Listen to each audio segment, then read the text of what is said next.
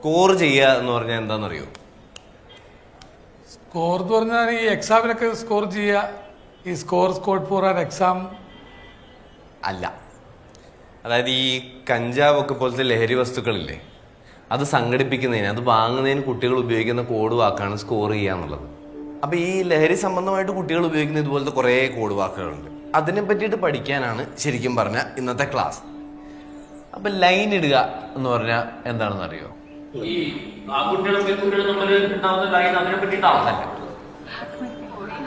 MDMA എന്ന് പറയുന്ന ഒരു രാസലഹരി ഉണ്ട്.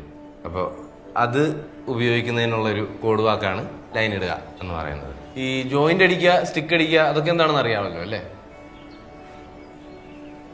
സ്റ്റിക്ക് ഇതല്ല. കഞ്ചാവ് വലിക്കുന്നതിന് പറയുന്നതാണ് ജോയിന്റ് അടിക്കുക, സ്റ്റിക്ക് അടിക്കുക എന്നൊക്കെ ഉള്ളത്. പൊടി അടിക്കുക അതെന്താണെന്നറിയോ? ഇവിടെ നോക്കി, ആ പൊടി അടിക്കലല്ല, കൊക്കെയിൻ ഇല്ലേ, കൊക്കെയിൻ ഉപയോഗിക്കുന്നതിന് പറയുന്ന കോഡ് വാക്കാണ് പൊടി അടിക്കുക എന്നുള്ളത്. പേപ്പർ ഇടുക എന്താണെന്ന് അറിയോ? അറിയോ അറിയോ അറിയോ പേപ്പർ ഇടുക അല്ല. LSD എന്ന് പറഞ്ഞിട്ടൊരു ഡ്രഗ് ഉണ്ട്, ഒരു രാസലഹരി വസ്തുണ്ട്. അത് ഉപയോഗിക്കുന്നതിന് പറയുന്നതാണ് പേപ്പർ ഇടുക എന്നുള്ളത്. ഇനി പേപ്പർ തരുവോ അല്ലെങ്കിൽ പേപ്പർ ഉണ്ടോ എന്ന് പറഞ്ഞ് വേറൊരെണ്ണം കൂടെ ഉണ്ട്. അതെന്താണെന്നറിയാവോ? അതായത് ഈ കഞ്ചാവൊക്കെ റോൾ ചെയ്യാനായിട്ട്, അത് ചുരുട്ടാനായിട്ട് ഉപയോഗിക്കുന്ന ഒരു പ്രത്യേകതരം പേപ്പറുണ്ട്, റോളിംഗ് പേപ്പർ. അത് വാങ്ങാനായിട്ട് അല്ലെങ്കിൽ അത് ചോദിക്കുന്നതാണ് പേപ്പർ ഉണ്ടോ എന്ന് പറയുന്നത്. നിങ്ങളൊക്കെ ഭയങ്കര പോറാണ് കേട്ടോ, ഭയങ്കരമായിട്ട് ക്ലാസ്സസിൽ ശ്രദ്ധിക്കണം. എല്ലാവരും ട്യൂഷനൊക്കെ പോകണം, എങ്കിലേ ശരിയാവുള്ളൂ. ഓക്കെ, തമാശയല്ല. വളരെ സീരിയസ് ആയിട്ട് നോക്കുമ്പോൾ കുട്ടികളുടെ ഇടയിലെ ലഹരി ഉപയോഗം നിർത്താൻ ഏറ്റവും നല്ല ചാൻസ് ഉള്ളത് നിങ്ങൾ പേരൻസിന് തന്നെയാണ്. അവരുടെ കൂടെ ഏറ്റവും അധികം സമയം ചെലവഴിക്കുന്നത് ചിലപ്പോൾ നിങ്ങളായിരിക്കാം, അവരെ ഏറ്റവും അധികം കാണുന്നത് നിങ്ങളായിരിക്കാം. അപ്പോൾ ഇത് നിങ്ങൾക്ക് ചെയ്യണമെങ്കിൽ, അതായത് ലഹരി ഉപയോഗം നിർത്തണമെന്നുണ്ടെങ്കിൽ നിങ്ങൾ ഇവരിത് എങ്ങനെയാണ് ഉപയോഗിക്കുന്നതെന്ന് മനസ്സിലാക്കേണ്ടത് അത്യാവശ്യമാണ്. അതിനു വേണ്ടിയാണ് സത്യം പറഞ്ഞാൽ ഇന്ന് ഈ ക്ലാസ് എടുത്തത്.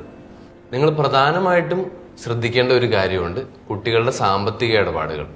അതായത് അവരുടെ കയ്യിലുള്ള പൈസ അവരെങ്ങനെ ചെലവാക്കുന്നു, ആ പൈസ എങ്ങോട്ട് പോകുന്നു, ഇതിന്റെ വിവരങ്ങളെല്ലാം നിങ്ങൾ ചോദിച്ചറിയണം.